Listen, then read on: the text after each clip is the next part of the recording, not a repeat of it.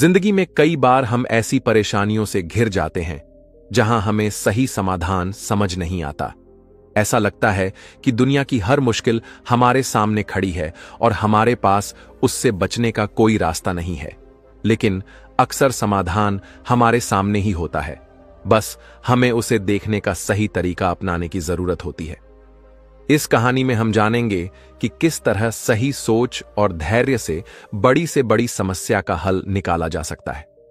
यह कहानी हमें यह भी सिखाती है कि धन दौलत और साधनों से ज्यादा महत्वपूर्ण सही सोचने की क्षमता होती है।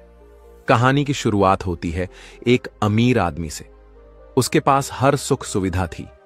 शहर में उसकी गिनती सबसे अमीर और प्रभावशाली लोगों में होती थी। लेकिन उसके जीवन में एक दिन ऐसा मोड़ आया जिसने उसकी सोच को पूरी तरह बदल दिया। एक दिन अचानक उस अमीर आदमी की आंखों में जलन होने लगी। उसकी आंखें लाल हो गईं और दर्द भी बहुत बढ़ गया। शुरुआत में उसे लगा कि यह कोई छोटी सी समस्या है जो कुछ दिनों में ठीक हो जाएगी। लेकिन जैसे जैसे दिन बीतते गए उसकी परेशानी बढ़ती गई। अब उसे अपनी आंखों में इतनी जलन महसूस होती थी कि वह ठीक से देख भी नहीं पाता था। उसने तुरंत शहर के सबसे अच्छे डॉक्टर को बुलाया। डॉक्टर ने उसकी आंखों की जांच की और कुछ दवाइयां दी, लेकिन दवाइयों से कोई फर्क नहीं पड़ा। उसकी जलन जस की तस बनी रही। अमीर आदमी ने कई और डॉक्टरों को बुलाया, लेकिन कोई भी डॉक्टर उसकी बीमारी का सही कारण समझ नहीं पाया। हर डॉक्टर ने अलग अलग दवाइयां दी, लेकिन कोई भी असर नहीं हुआ। आखिरकार वह आदमी बहुत परेशान हो गया। उसकी तकलीफ इतनी बढ़ गई थी कि अब उसने विदेश जाकर इलाज कराने का फैसला किया। वह विदेश के सबसे बड़े डॉक्टर के पास गया। डॉक्टर ने उसकी आंखों की गहराई से जांच की। काफी देर तक जांच करने के बाद डॉक्टर ने गंभीर स्वर में कहा, मैंने अपनी पूरी जिंदगी में ऐसा केस कभी नहीं देखा। यह सुनकर अमीर आदमी डर गया। उसने घबराकर पूछा, डॉक्टर साहब, क्या हुआ? क्या मेरी आंखों की रोशनी चली जाएगी? डॉक्टर ने गहरी सांस ली और कहा, आपकी आंखों में एक दुर्लभ एलर्जी हो गई है। यह एलर्जी इस वजह से हो रही है कि आपकी आंखें केवल हरा रंग ही सहन कर सकती हैं। अगर आप हरे रंग के अलावा कोई और रंग देखेंगे तो आपकी आंखों में जलन होगी और धीरे धीरे आपकी आंखों की रोशनी भी जा सकती है। यह सुनकर अमीर आदमी चौंक गया। उसने पूछा, तो इसका इलाज क्या है? क्या कोई दवाई है जिससे मैं ठीक हो सकता हूं? डॉक्टर ने जवाब दिया, इस एलर्जी का कोई स्थायी इलाज नहीं है। आपको अपनी आंखों को बचाने के लिए केवल हरा रंग ही देखना होगा। डॉक्टर की बात सुनने के बाद अमीर आदमी बहुत निराश हो गया। उसने सोचा कि अब उसे अपनी जिंदगी को बचाने के लिए हर जगह हरा रंग ही करना पड़ेगा। उसने तुरंत अपने घर लौटते ही कई पेंटर को बुलाया और कहा, तुम मेरे पूरे घर को हरे रंग से पेंट कर दो। हर दीवार, हर फर्नीचर, हर सामान को हरा कर दो। पेंटर ने उसके घर को हरे रंग से रंग दिया। लेकिन बात यहीं नहीं रुकी। अमीर आदमी ने कहा, सिर्फ घर ही नहीं, मुझे जहां भी जाना हो वहां भी सब कुछ हरा होना चाहिए। गली, सड़क, बाजार, हर जगह हरा रंग होना चाहिए। उसने अपनी गली को, सड़क को और यहां तक कि अपने ऑफिस को भी हरे रंग से पेंट करवा दिया। बोर्ड, साइन बोर्ड, गाड़ियां, फर्नीचर, हर चीज को हरा कर दिया गया। लेकिन समस्या यह थी कि हर चीज को हरा नहीं किया जा सकता था। आसमान का रंग नीला होता है, जिसे हरा नहीं किया जा सकता। खाने पीने की चीजें, कपड़े और लोगों की त्वचा का रंग भी हरा नहीं किया जा सकता था। एक दिन उसी गली से एक साधारण लड़का गुजर रहा था।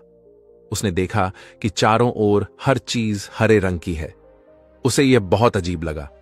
उसने वहां के लोगों से पूछा, यहां चारों ओर हरा रंग क्यों किया गया है? लोगों ने उसे बताया कि यह सब एक अमीर आदमी की वजह से है। उसकी आंखों में एलर्जी है और वह केवल हरा रंग ही देख सकता है, इसलिए उसने सब कुछ हरा करवा दिया है। लड़के ने यह सुनकर सोचा कि यह समस्या इतनी बड़ी भी नहीं है जितनी इस अमीर आदमी ने बना ली है। वह अमीर आदमी के घर गया और उससे मिलने की अनुमति मांगी। जब वह लड़का अमीर आदमी से मिला तो उसने कहा, मुझे आपकी समस्या का हल पता है। अमीर आदमी ने उत्सुकता से पूछा, क्या? बताओ, मेरी समस्या का हल क्या है? लड़के ने मुस्कुराते हुए कहा, आपको सब कुछ हरा करने की जरूरत नहीं है, बस एक हरे रंग का चश्मा पहन लीजिए। आपको हर चीज हरी दिखाई देगी और आपकी आंखों को जलन भी नहीं होगी। यह सुनकर अमीर आदमी हैरान रह गया। उसने सोचा कि यह हल कितना सरल है और उसने कितनी बेवजह मेहनत और पैसे खर्च कर दिए। यह कहानी हमें एक बहुत महत्वपूर्ण सीख देती है। जब भी कोई समस्या आए, हमें घबराना नहीं चाहिए। समस्या का समाधान अक्सर हमारे सामने ही होता है। हमें बस धैर्य और सही सोच के साथ उसे देखने की जरूरत होती है। इस कहानी में अमीर आदमी ने एक बड़ी गलती की। उसने बिना सोचे समझे हर जगह हरा रंग करवा दिया। लेकिन अगर वह थोड़ी देर रुककर सोचता तो उसे समझ में आता कि समस्या का हल कितना आसान है। इसी तरह हमारी जिंदगी में भी कई बार समस्याएं बहुत बड़ी लगती हैं, लेकिन अगर हम शांति और धैर्य से सोचें तो हमें उनका समाधान मिल सकता है। तो दोस्तों, अगर आपको यह कहानी पसंद आई हो तो चैनल को सब्सक्राइब करना ना भूलें। आपका एक सब्सक्राइब हमें बहुत मोटिवेशन देता है। धन्यवाद। नमो बुद्धाय। चलिए अब दूसरी कहानी की शुरुआत करते हैं। हमारी जिंदगी में सोच का बहुत बड़ा महत्व है। जैसा हम सोचते हैं वैसा ही हमारा जीवन बनता है।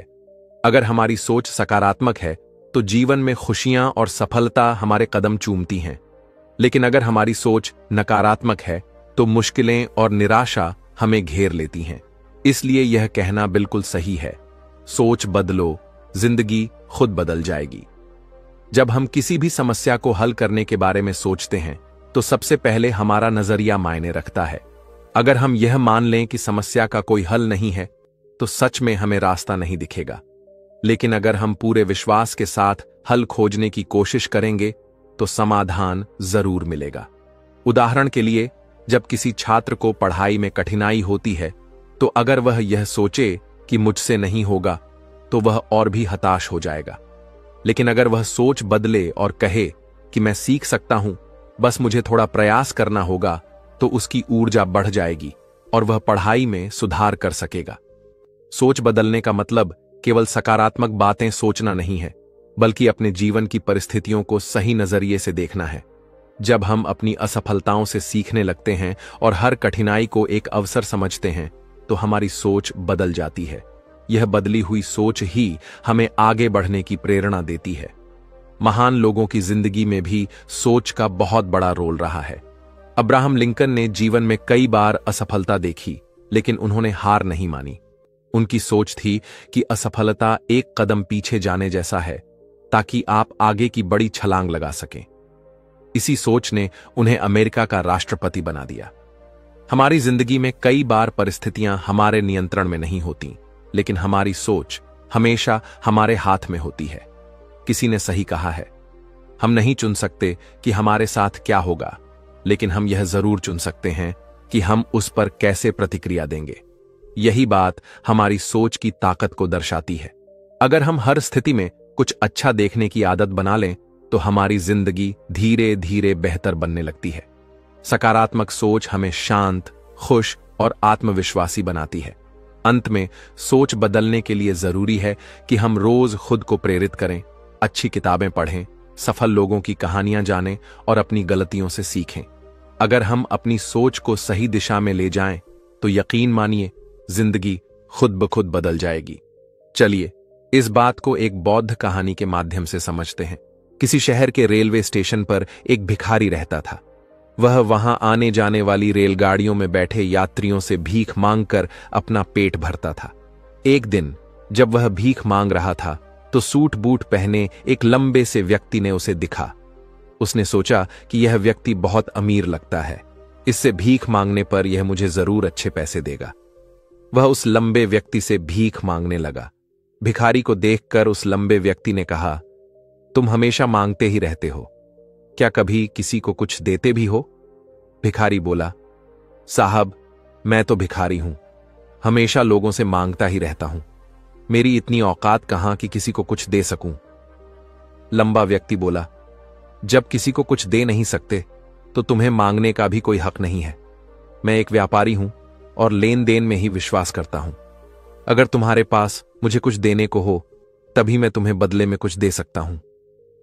इतना कहने के बाद वह लंबा आदमी ट्रेन में बैठकर चला गया। इधर भिखारी उसकी कही गई बात के बारे में सोचने लगा। उस लंबे व्यक्ति द्वारा कही गई बात उसके दिल में उतर गई।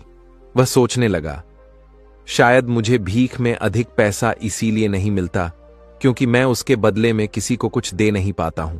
लेकिन मैं तो भिखारी हूं, किसी को कुछ देने लायक भी नहीं हूं। पर कब तक मैं लोगों को बिना कुछ दिए केवल मांगता ही रहूंगा। बहुत सोचने के बाद उस भिखारी ने निर्णय किया कि जो भी व्यक्ति उसे भीख देगा उसके बदले में वह भी उस व्यक्ति को कुछ जरूर देगा। लेकिन अब उसके दिमाग में यह प्रश्न चल रहा था कि वह खुद भिखारी है तो भीख के बदले में वह दूसरों को क्या दे सकता है। इस बात को सोचते हुए 2 दिन बीत गए, लेकिन उसे अपने प्रश्न का कोई उत्तर नहीं मिला था। तीसरे दिन जब वह स्टेशन के पास बैठा हुआ था, तभी उसकी नजर कुछ फूलों पर गई जो स्टेशन के आसपास के पौधों पर खिल रहे थे। उसने सोचा, क्यों ना मैं लोगों को भीख के बदले कुछ फूल दे दिया करूं। उसको अपना यह विचार अच्छा लगा और उसने वहां से कुछ फूल तोड़ लिए। अब वह ट्रेन में भीख मांगने पहुंचा। जब भी कोई उसे भीख देता तो उसके बदले में वह भीख देने वाले को कुछ फूल दे देता। उन फूलों को लोग अपने पास रख लेते थे। अब भिखारी रोज फूल तोड़ता और भीख के बदले में उन फूलों को लोगों में बांट देता था। कुछ ही दिनों में उसने महसूस किया कि अब उसे बहुत अधिक लोग भीख देने लगे हैं। वह स्टेशन के पास के सभी फूलों को तोड़ लाता था। जब तक उसके पास फूल रहते थे तब तक उसे बहुत से लोग भीख देते थे, लेकिन जब फूल बांटते बांटते खत्म हो जाते तो उसे भीख भी नहीं मिलती थी। अब रोज ऐसा ही चलता रहा।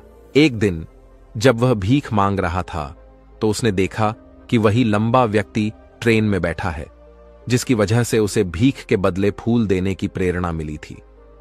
वह तुरंत उस व्यक्ति के पास पहुंच गया और भीख मांगते हुए बोला, आज मेरे पास आपको देने के लिए कुछ फूल हैं। आप मुझे भीख दीजिए तो बदले में मैं आपको कुछ फूल दूंगा। उस लंबे व्यक्ति ने उसे भीख के रूप में कुछ पैसे दे दिए और भिखारी ने कुछ फूल उसे दे दिए। उस लंबे व्यक्ति को यह बात बहुत पसंद आई। वह बोला, वाह क्या बात है, आज तुम भी मेरी तरह एक व्यापारी बन गए हो। इतना कहकर फूल लेकर वह लंबा व्यक्ति अपने स्टेशन पर उतर गया। लेकिन उस लंबे व्यक्ति द्वारा कही गई बात एक बार फिर से उस भिखारी के दिल में उतर गई। वह बार बार उस लंबे व्यक्ति के द्वारा कही गई बात के बारे में सोचने लगा और बहुत खुश होने लगा। उसकी आंखें अब चमकने लगीं। उसे लगने लगा कि अब उसके हाथ सफलता की वह चाबी लग गई है जिसके द्वारा वह अपने जीवन को बदल सकता है। वह तुरंत ट्रेन से नीचे उतरा और उत्साहित होकर बहुत तेज आवाज में ऊपर आसमान की तरफ देखकर बोला, मैं भिखारी नहीं हूं, मैं तो एक व्यापारी हूं, मैं भी अमीर बन सकता हूं। लोगों ने उसे देखा तो सोचा कि शायद यह भिखारी पागल हो गया है। अगले दिन से वह भिखारी उस स्टेशन पर फिर कभी नहीं दिखा। लेकिन 6 महीने बाद इसी स्टेशन पर 2 व्यक्ति सूट बूट पहने हुए यात्रा कर रहे थे। दोनों ने एक दूसरे को देखा तो उनमें से एक ने दूसरे से हाथ मिलाया और कहा, क्या आपने मुझे पहचाना? दूसरा व्यक्ति बोला, नहीं, क्योंकि मेरे हिसाब से हम लोग पहली बार मिल रहे हैं। पहला व्यक्ति बोला, नहीं, आप याद कीजिए, हम पहली बार नहीं बल्कि तीसरी बार मिल रहे हैं। दूसरा व्यक्ति बोला, मुझे याद नहीं, वैसे हम पहले 2 बार कब मिले थे?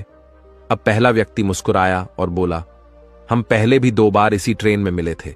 मैं वही भिखारी हूं जिसको आपने पहली मुलाकात में बताया था कि मुझे जीवन में क्या करना चाहिए और दूसरी मुलाकात में बताया कि मैं वास्तव में कौन हूं। दूसरा व्यक्ति मुस्कुराया और अचंभित होते हुए बोला, ओह, याद आया, तुम वही भिखारी हो जिसे मैंने एक बार भीख देने से मना कर दिया था और दूसरी बार मैंने तुमसे कुछ फूल खरीदे थे। लेकिन आज तुम यह सूट बूट में कहां जा रहे हो और आजकल क्या कर रहे हो? तब पहला व्यक्ति बोला, हां, मैं वही भिखारी हूं, लेकिन आज मैं फूलों का एक बहुत बड़ा व्यापारी हूं और इसी व्यापार के काम से ही दूसरे शहर जा रहा हूं। कुछ देर रुकने के बाद वह फिर बोला, आपने मुझे पहली मुलाकात में प्रकृति का वह नियम बताया था जिसके अनुसार हमें तभी कुछ मिलता है जब हम कुछ देते हैं। लेन देन का यह नियम वास्तव में काम करता है। मैंने यह बहुत अच्छी तरह महसूस किया है, लेकिन मैं खुद को हमेशा भिखारी ही समझता रहा। इससे ऊपर उठकर मैंने कभी सोचा ही नहीं। और जब आपसे मेरी दूसरी मुलाकात हुई तब आपने मुझे बताया कि मैं एक व्यापारी बन चुका हूं। अब मैं समझ चुका था कि मैं वास्तव में एक भिखारी नहीं बल्कि व्यापारी बन चुका हूं। मैंने समझ लिया था कि लोग मुझे इतनी भीख क्यों दे रहे हैं, क्योंकि वह मुझे भीख नहीं दे रहे थे बल्कि उन फूलों का मूल्य चुका रहे थे। सभी लोग मेरे फूल खरीद रहे थे क्योंकि इससे सस्ते फूल उन्हें कहां मिलते। मैं लोगों की नजरों में एक छोटा व्यापारी था, लेकिन मैं अपनी नजरों में एक भिखारी ही था। आपके बताने पर मुझे समझ आ गया कि मैं एक छोटा व्यापारी हूं। मैंने ट्रेन में फूल बांटने से जो पैसे इकट्ठे किए थे, उनसे बहुत से फूल खरीदे और फूलों का व्यापारी बन गया। यहां के लोगों को फूल बहुत पसंद हैं और उनकी इसी पसंद ने मुझे आज फूलों का बहुत बड़ा व्यापारी बना दिया। दोनों व्यापारी अब खुश थे और स्टेशन आने पर साथ उतरे और अपने अपने व्यापार की बात करते हुए आगे बढ़ गए। उम्मीद है कि इस कहानी से आपने बहुत कुछ सीखा होगा। नमो बुद्धाय।